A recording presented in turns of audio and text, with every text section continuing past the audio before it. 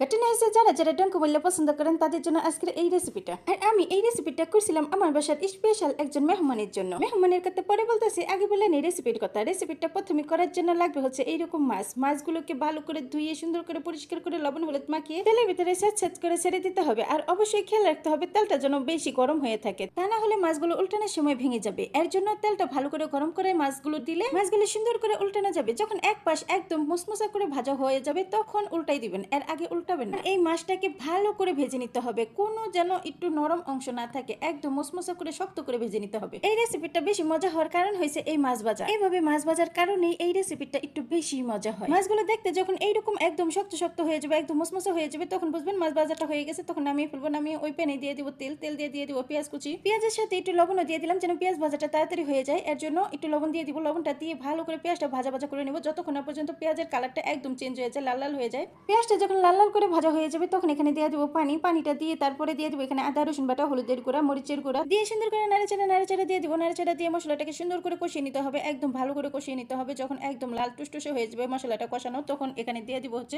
একটা কচি কাঁকরোলটা অবশ্যই কচি হতে হবে। আর কাঁকরোলটাকে আমি একদম চিকন করে কেটে নিয়েছিলাম। এই কাঁকরোলটা দিয়ে দিব। কাঁকরোলটা না দিয়ে আপনারা অন্য কোনো সবজিও দিতে পারেন আপনাদের পছন্দ মতো, কিন্তু আমি কাঁকরোল দিয়ে এই রেসিপিটা করি, তার জন্য আমি কাঁকরোলটা দিয়ে দিলাম। কাঁকরোলটা দিয়ে একদম সুন্দর করে মশলাটার সাথে ভালো করে মিশিয়ে নিতে হবে। সুন্দর করে কিছুক্ষণ ভাজা করে নেব। কিছুক্ষণ ভাজা করার পরে তারপরে এর উপরে দিয়ে দিব জিরার গুঁড়াটা দিয়ে এর উপর দিয়ে দিব মাছ ভাজাগুলো দিয়ে একদম সুন্দর করে নাড়াচাড়া দিয়ে কিছুক্ষণ ভাজা করে নেব আর কি, কিছুক্ষণ কষিয়ে নেব। সুন্দর করে কিছুক্ষণ কষানোর পরে তারপরে এখানে দিয়ে দিব হচ্ছে পানি। এখন চলেন জেনে নেই রেসিপিটা কার জন্য করছিলাম। রেসিপিটা করছিলাম আমি আমার শ্বশুরের জন্য। সেদিন সকালবেলা হঠাৎ করে আমার শ্বশুর আমার বাসায় চলে আসছে, তাই চিন্তা করলাম যে কি রান্না করা যায়। ওনার পছন্দের একটা মাছ রান্না করি। একই তো হয়েছে ওনার পছন্দের মাছ, আবারও হচ্ছে ওনার পছন্দ মতো করে ভাজা করে তারপরে রান্না করা হয়েছে। একেবারে অল্প তেল দিয়ে শুকনা আর কি ভাজা করে রান্নাটা করা হয়েছে। এর জন্য উনি আরো বেশি পছন্দ করছে। ওনার এরকম রান্নাগুলো খুবই পছন্দের। রান্নাটা খুবই মজা হয়েছিল, খুবই টেস্টি হয়েছিল। আপনারা যদি ট্রাই করেন তাহলে আপনারা বুঝবেন যে এটা কতটা মজা হয়েছে। অবশ্যই আপনারা ট্রাই করবেন যারা ডুমকো বেলে পছন্দ করেন। মাছের কাঁকরোলটা কষিয়ে তারপরে এখানে দিয়ে দেবো পানি দিয়ে ঢাকনা দিয়ে ঢেকে অপেক্ষা করবো যতক্ষণ না পর্যন্ত শুকিয়ে যায়। পানিটা একদম শুকিয়ে একদম যখন ভাজা